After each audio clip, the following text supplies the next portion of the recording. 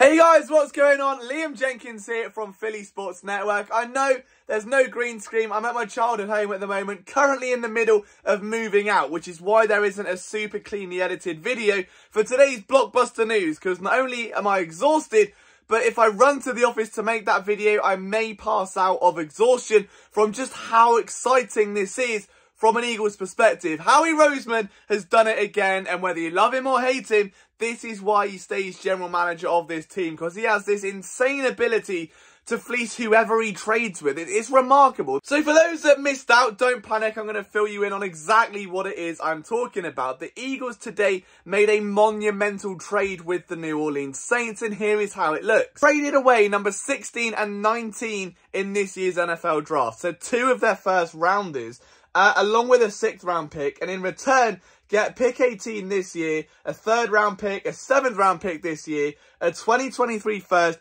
and a 2024 second. Now that is a lot to digest, and it's almost hard to work out instantly where the value is. Put this in a very linear tit-for-tat process. So the Eagles trade pick 16 for 18.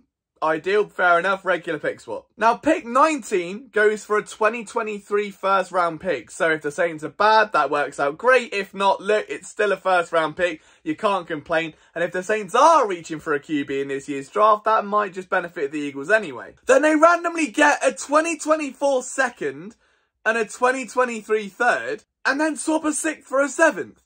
So they've got so much ammunition now. Howie Roseman continues his mission statement of building for the future, and is doing so by getting young players on cheap contracts who can be here for the mid to long term without having to overly commit for them and be burned in guaranteed money like has happened so many times with free agent signings.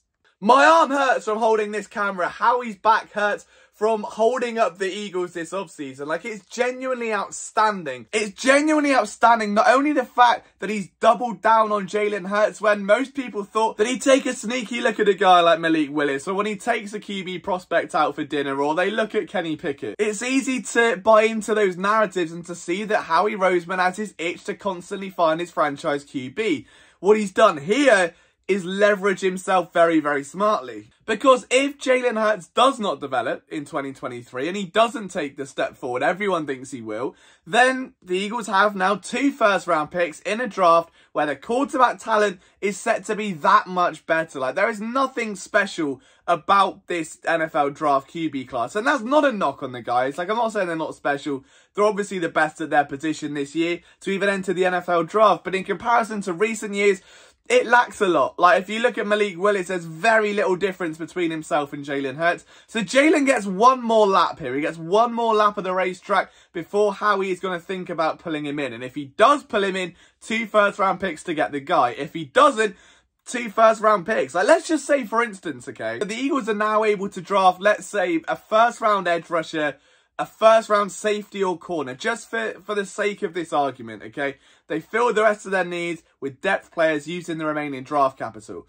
Next year, if they retain Jalen Hurts, that's when you spend big on a receiver again. That's when you maybe then turn back to the one position you didn't fill. That's when you're potentially looking at that first-round linebacker. Now you've got Hassan Reddick on one side. Davion Taylor, you'll have a much clearer idea with him after his, what's technically his 2nd full season in the NFL. And then in the middle, you're going to work yourself out what you've got fully in TJ Edwards if he does start for a year. I think what Roseman has finally done, and it has taken him the best part of 4 years here, is understand that to get to a Super Bowl, the Eagles got very lucky in 2017. The stars aligned, and what was meant to be a rebuilding project in this exact fashion was skipped 18 steps by the luck of the gods, by an incredibly built team, an incredibly hungry team that just overcame everything in their path. And it's so rare to find that. And after a few years of desperately trying to keep that Super Bowl window open, just like many teams do, look at, for instance, the Seattle Seahawks are the best example here, okay? Howie has realised that instead of hitting reset, you can build that same way if you can get the same core resources. You're getting cornerstone players across the board now. If you look at the moves they've made this offseason, Hassan Reddick will be a cornerstone guy. Devonta Smith last year, cornerstone guy. And now the positions where you need that cornerstone level potential, are areas where you've got veterans holding it down so far. Darius Slay at corner can hold the guard for 2 years while first round pick this year or next year develops. At safety, it's the same thing. At edge, it's the same thing. At linebacker, forget linebacker.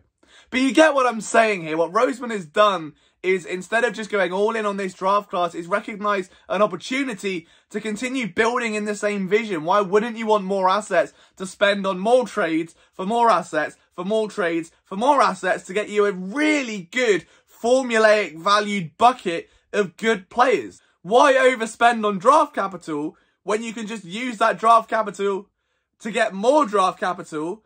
And because you've got so much of it, it's very hard to mess it up. Like, eventually one of them has to land. And if you're not confident it will, you move it on for more. I think this is one of Roseman's greatest trades yet. I don't really understand it from the Saints' perspective, but I do understand it from Howie's. And frankly, that's all we need to. So guys, sorry for the shaky video today. Hopefully we'll be back to regular viewing content soon. From myself, Liam Jenkins, let me know what you think about the move down in the comment section below. Go Birds! What an off-season this is going to be.